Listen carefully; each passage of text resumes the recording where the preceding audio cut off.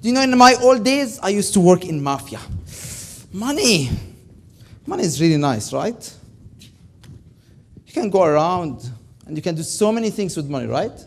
And it's easy for me to get it. I just go to someone and say, give me your money. I have a gun. And I will be able to get a lot of money. I go to a business and I say, well, you have a lot of money. Give me percentage out of it. It's very easy for me to manipulate, to steal. But after that, what happened?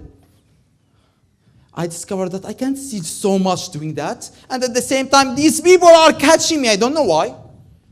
Why these people are catching me? Give me some of your money. Good. Okay, I can run away. But I can't because a lot of people are catching me. And he's going to say something. Because I did actually what? I didn't do a fraud. I did a crime. And crime is appearing. He knows that I took his money. And that's really bad. So I decided to leave this. I don't like to do that. That's bad. I need to move to the corporate world. I need to take my mafia clothes and what? Wear the executive in the company and start working in this company to see how can I get some money out of this company. So I searched and searched and searched, and I came to a very nice report about the report of nations. I said, if I really want to steal, what I need to do, I need to know how people are actually stealing inside the organization. And I came up with an idea. Okay, let me read what's happening inside the organization and see how can I steal the most out of this organization. And based on this report saying people are mostly stealing assets, which is what I used to do before. Cash, inventory. I said, great, I can do that. But then they said, well, just is a very small percentage of money I can get compared if I do financial statement fraud. I was like, this is where I want to go. I need to do some financial statement fraud. And it's really easy, right? Stealing cash, someone will discover it. Stealing inventory, someone will discover it. But stealing by manipulating financial record, no one will notice until they are really looking at these numbers in a smart way. I look at other things. I said, people are usually will discover that by tips. So I need just to be careful for someone not to see me, and I will be able to run away with it. Then I looked at what's happening. Discovered corruption are the biggest thing. So no one mentioning anything about financial statement fraud. So they are not looking for me, looking for corruption, looking for non-cash, for billing, for scheming. So I said, great. First, I thought, how can I steal it from inside the company? There are three ways. The first one, when the money is coming in, what we call skimming, I'll be able to take that money before being recorded inside the company. Or where the money is in the company, called larceny, I'll be able to take it out and manipulate some records.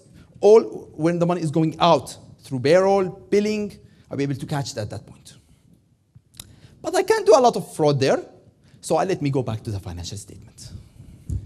And when I look how people are putting controls there, it's most likely external auditor, code of conduct, internal audit department. I don't know.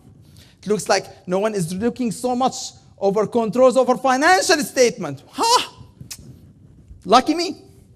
Then when I go and look how people are doing fraud, it looks like most of the people who are managers and employees are doing fraud. So it's not me, the top management. But when I'm actually doing fraud, I'm doing a lot of fraud. It's very easy. I can take huge bonuses. Remember Lehman Brothers CEO, he took 500 million bonuses.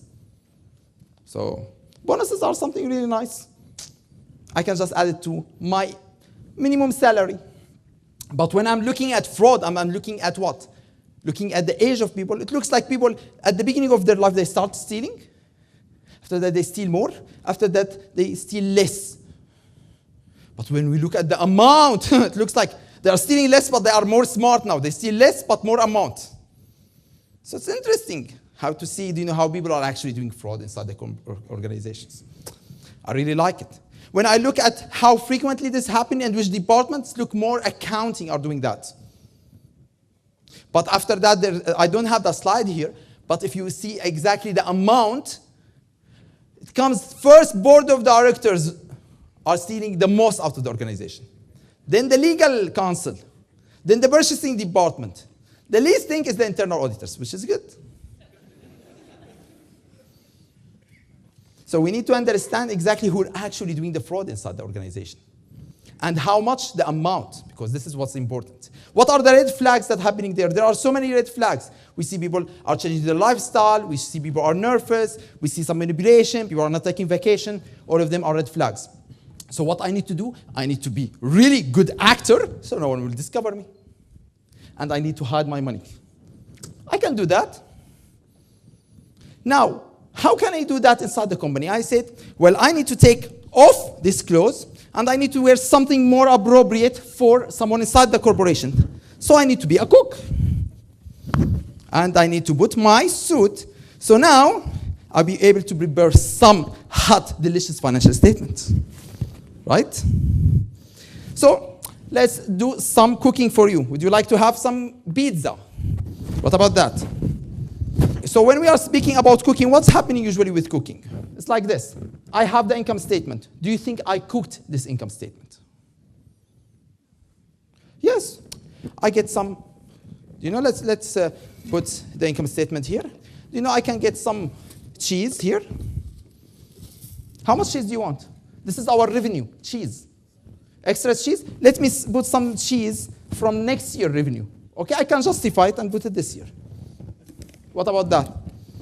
And after that, we need to take out some expenses. So I don't like these expenses. So I can take them out. How? Let's see. These expenses are happening this year, right? For maintenance. But looks like I can adjust justify it for next year. So let me add them. See, these are my expenses. Let me add them to my balance sheet. As what? Capital. So good. It looks my income statement is really shiny, and my balance sheet, I have some assets. I'm cooking the book. It looks like, let me test. Very good. Very delicious. And it looks like very delicious income statement for investors to invest in. I'm good.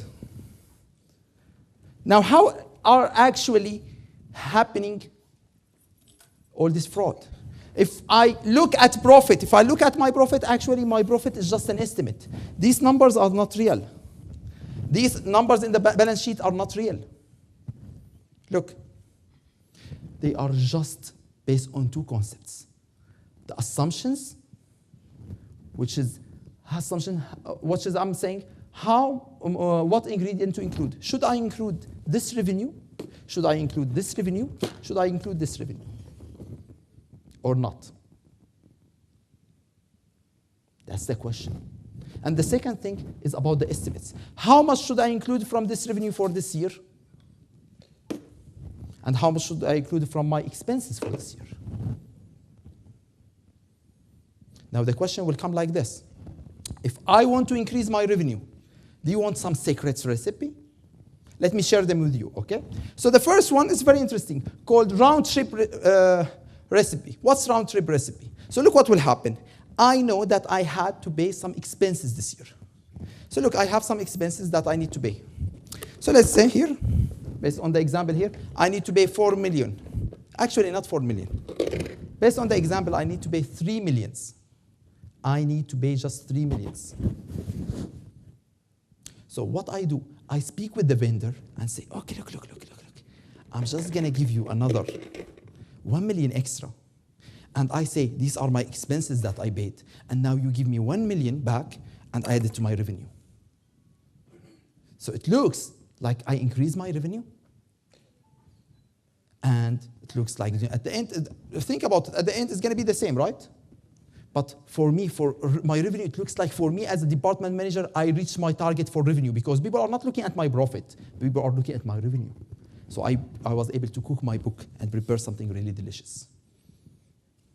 This is one recipe. You can use it. Another recipe when I'm doing something like this to increase my revenue is what? Looking at some customers who are going to give me some revenue this year. But it looks like for this year, look, I have so much revenue. If I added, people will feel like this is very what? Very heavy meal for this year. So I take them, defer them by putting them in the balance sheet for a while. And after that, move them later when I need them and justify that when I don't have revenue in coming years. Very nice. So it looks like always my meal is healthy to the investors. This is when we are speaking about something like what Xerox did, right? They took all their revenue for 4 years and they booked them up front. Organizations who are doing this, after that, when they are discovered, they are in a big trouble. Now, if I want to think about other things, like my expenses, and I want to cut my expenses down, what I will do? I have other recipe for you. I have some expenses that I have here that I need to add. I go capitalize them in the balance sheet, and after that, expense them later. Can we do that? Of course, we can manipulate depreciation.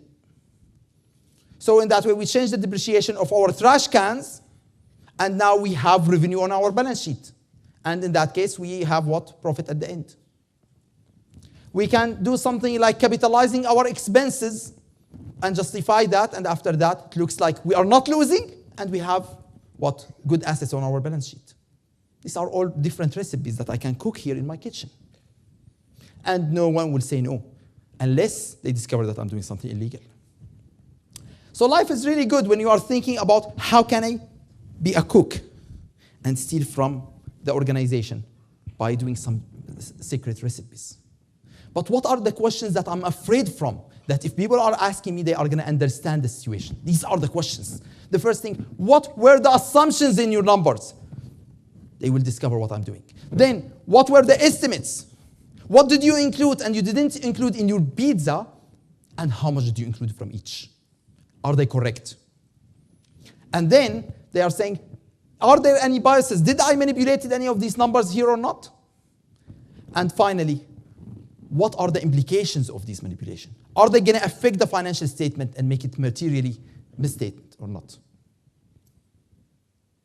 This is what we need to understand. When we look at something like this, the statement of Aaron, and we see that their revenue increased more than 200%, and we can see, look at their what income, nothing happening. Look at their cash, nothing happening. It looks like someone is actually cooking. Look at the graphs, look at the numbers. So what we need to do, we need to be able to find these people inside the organization who are cooking the book. Take them out of our organization. Figure out the recipes that they are using. And understand that these people, they used to steal before in certain ways. Now, when you put them in certain position inside your organization and they have power, and you don't have control, they have opportunity, and they have rationalization. They have pressure, and you are not monitoring, they are going to do fraud. Thank you very much.